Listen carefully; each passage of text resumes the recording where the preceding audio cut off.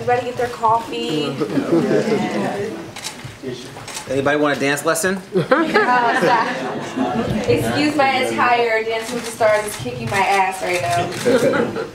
No joke. Hi, Bill. Hi, baby. Oh, good to see you. Can we get the flowers, please? Yes. Who's our person I think take the picture? They're doing it right now, and they're so cool. Nope, we got them right here. Thank you. Thank you very much. Okay, well, welcome everyone. Just the quick formalities before we get going.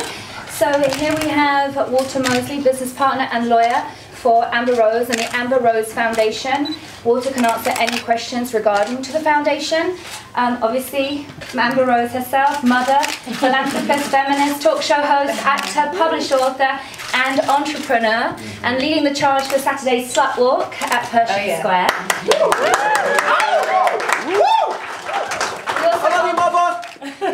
We also welcome Frenchie Davis, Broadway performer, singer, and social activist. And last but by no means least, Paris Hilton, internet pioneer.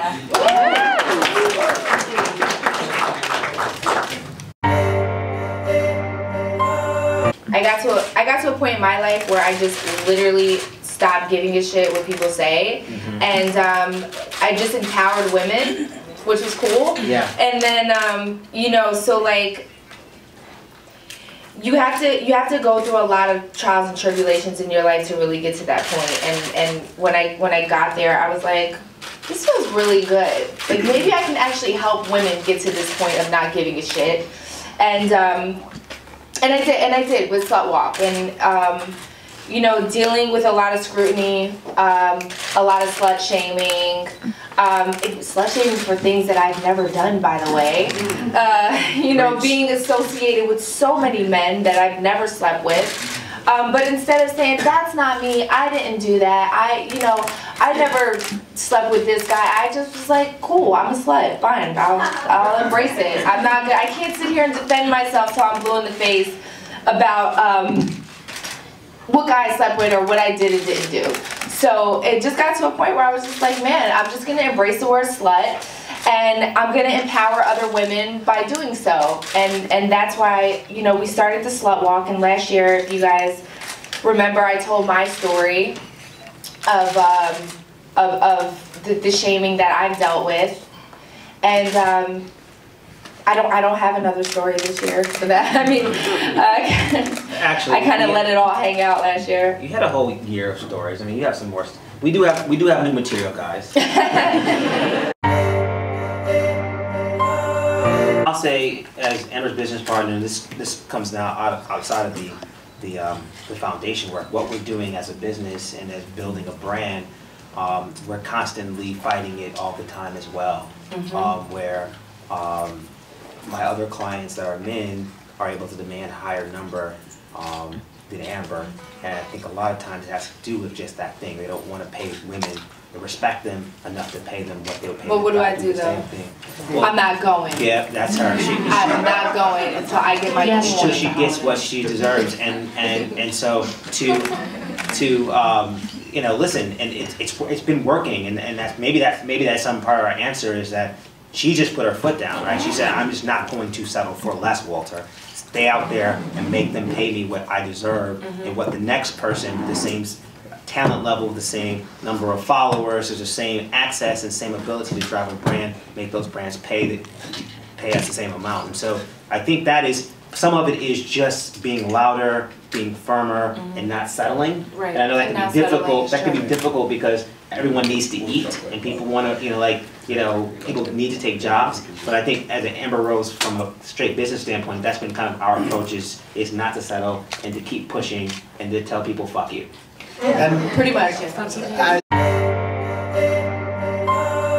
Last year we had conservative feminists that will come and say, we shouldn't call each other sluts, this isn't right, we shouldn't embrace it, and that was cool. It was like, that was their opinion.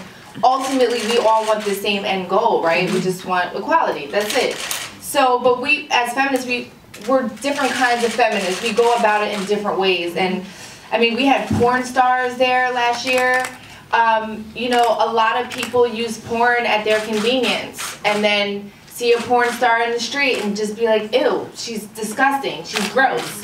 But when you're lonely at night and you put on Pornhub, she's amazing. So, you know, so it's like we have the activists, but we had, you know, the lesbians that hate men there, you know, those kinds of feminists. We had pro-black feminists from the 70s. I mean, we had so many different types of feminists at Slutwalk last year. It was truly amazing because they all came from different walks of life, but we all wanted the same end goal. Yes. And it was a beautiful experience, and I'm happy that you guys get to see it this year if you weren't there last year.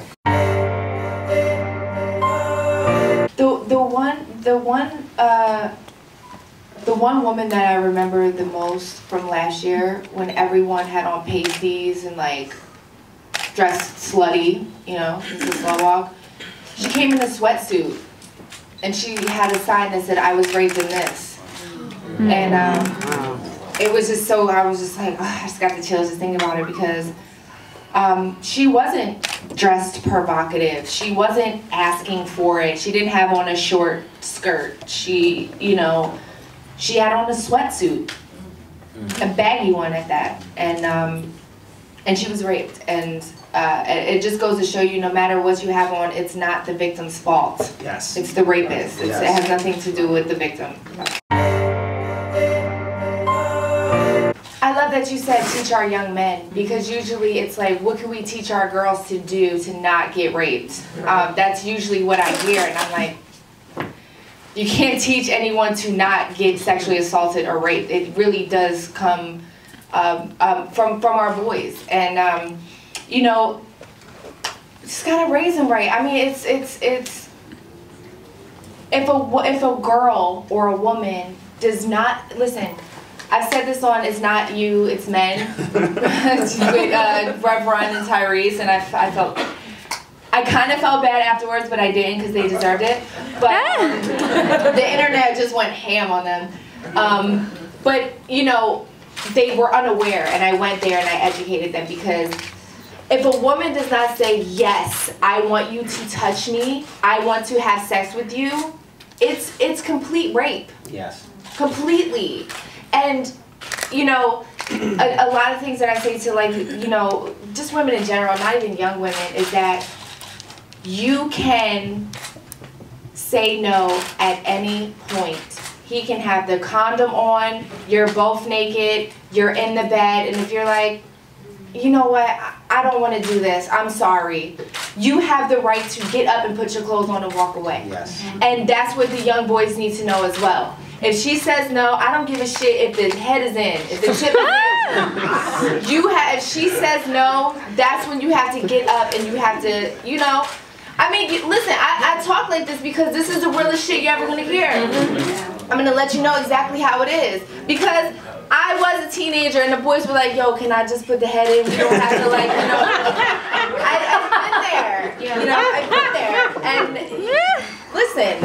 That's real. I even said it on my show. Like, does that count as a body? I don't know. Well, because we couldn't get any money. I mean, listen, sorry to cut you off, Walter, but last year, like I said, I hit up every rich person I knew and literally just asked them for money. I'm like, yo, I need money to put this on. And thank God I've made amazing friendships over the years. But me and my business partner put in tens of thousands of dollars of our own money just to get it off the ground. Just to, you know, have it last year. It was so grassroots. I mean, we literally, every single, like, sponsor that we wanted was like, are you fucking kidding me? Like, no way. Like, we don't want to associate our brand with that. And now this year we have freaking Coca-Cola and Budweiser, and like, you know, we really, we went in and we put our blood, sweat, and tears into this just for women. Literally just for women. We work 14, 16-hour days to get this off the ground. And my dad was in the military for 25 years. Yeah, and he retired. I was 12 years old when my little brother was born. My second little brother, I was 14. And I remember being 12 years old. I had to wash all my clothes by myself. I had to clean my room. I had to clean the house. I had to wash the dishes after dinner. I mean, I had to, like, my dad would go like this. You're on punishment. It's dusty. You know? And then my little brothers were born, and these little motherfuckers didn't clean nothing. They didn't clean anything. I would go, because they live in Colorado Springs, but I would go to in their room, and it's like gummy bears and shit and all kinds of stuff all over the place. And they're like 14 years old at the time, don't wash a dish, don't do nothing. And I'm like, Dad, you put me through hell. I couldn't be a cheerleader. I couldn't go to camp. I couldn't do nothing. I had to cook and clean, wash, and do all this stuff. And he was like, baby, I was raising a girl. My boys are going to grow up, and they're going to have a woman that's going to cook and clean for them and take care of them. And I said, oh, you got me fucked up. Like, you know, this is my dad. Like, I'm so close to my dad. But he grew up in a different time. He didn't understand that the boys need to learn how to do this shit too, because they're gonna marry independent women one day that are like, I ain't cleaning nothing. I'm not. Cook for yourself. Like, I gotta work. You know, so I had to educate my own father and be like, Dad, that wasn't right. It's a long time ago. It's cool now, but let's, like, you know, moving forward as a feminist, I'm gonna teach you everything. I'm gonna show you the way it's supposed to be.